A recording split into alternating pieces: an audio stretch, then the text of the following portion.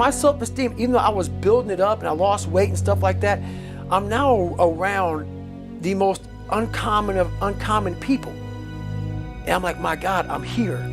Do I belong here? Do I belong? Do I belong here? So your mind has a good way of taking the path of least resistance. Whenever friction happens, friction causes growth. Whenever friction happens, that's why a lot of us don't have any growth, because when friction happens, we go the opposite direction. So in my mind, when friction happened, my mind said, oh, hey, man, let's get out of here. You're not real. Right. You've lied your whole life. You come from this, you can barely read. Those things, so whenever times got hard, my mind said, you're not good enough. Right. Let's go. Right. So my mind wasn't, my eyes, my mind weren't connected. Right. So how you combat that is this. I call it the cookie jar. You have to remind yourself. We all have a story. All of us have gone through very hard times. But when we're in a hard time, our mind has a way of forgetting what all we've overcome. I have a way of taking 1 second when I want to quit and saying, okay, you endured this.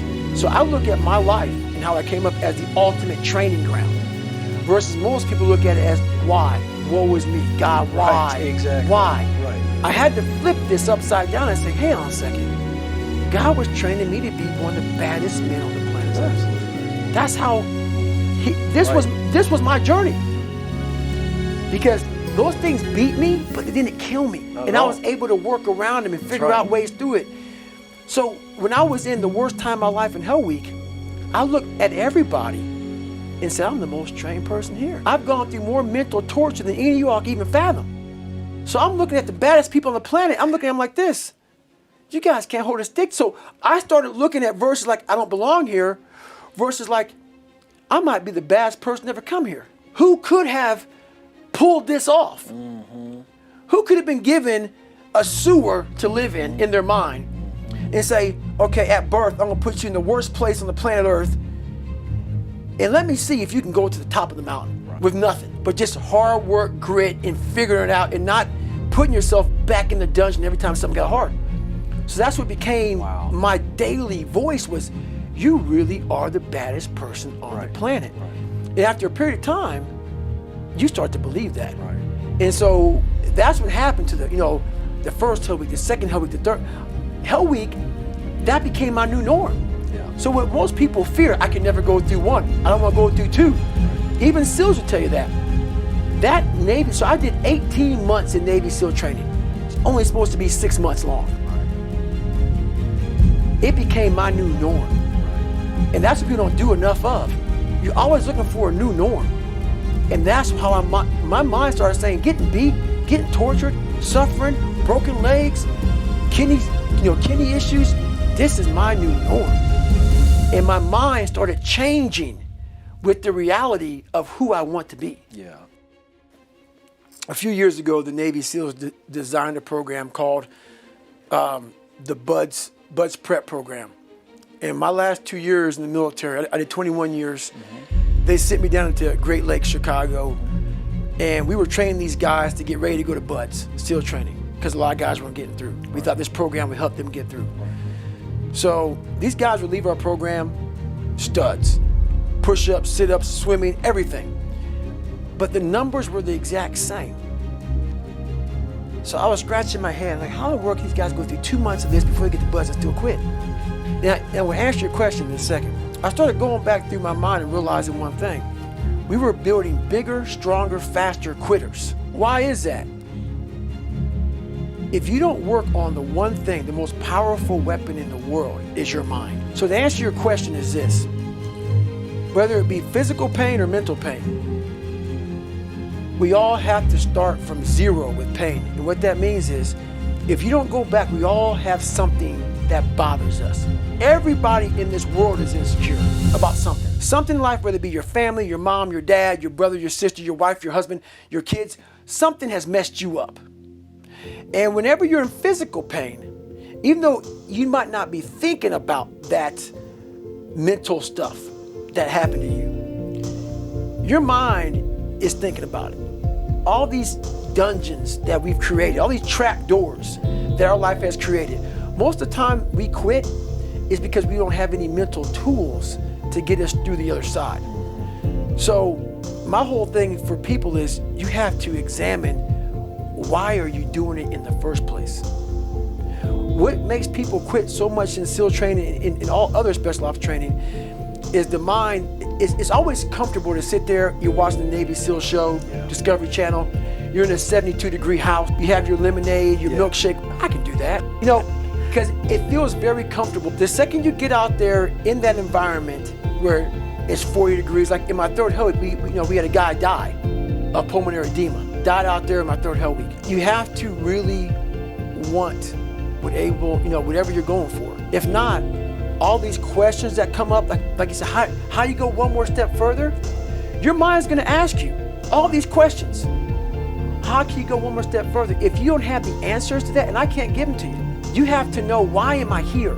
For me, when I was going through SEAL training, I was willing to die.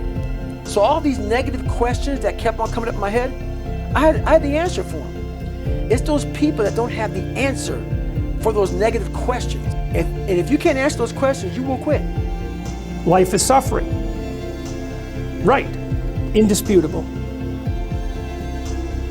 What do you do about that? You voluntarily accept it and then strive to overcome the suffering that's a consequence of that.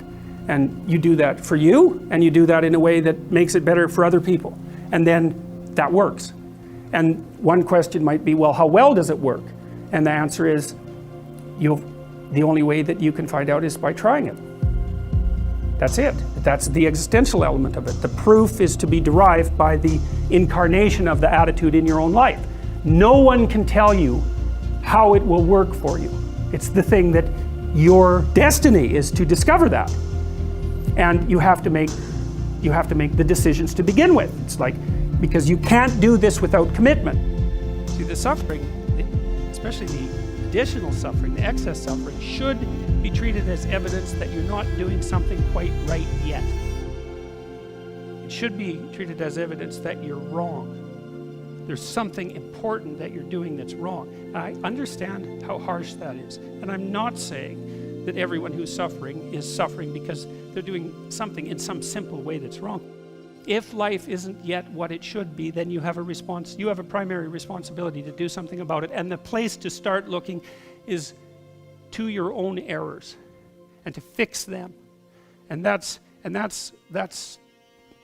a safe bet, man, because you're probably doing some things that you wouldn't have to be doing, that if you fixed would make things better.